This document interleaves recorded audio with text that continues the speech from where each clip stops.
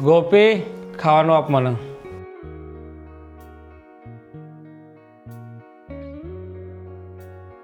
આજે તમે પાછા પીને આવ્યા છો ને? અરે હું પીવા નહોતો માગતો પણ આ દોસ્તોએ કસમ આપી એટલે મેં થોડો પી લીધો છે. વાહ, ખૂબ સારું કહેવાય કે તમે તમારા દોસ્તોની કસમનું માન રાખ્યું.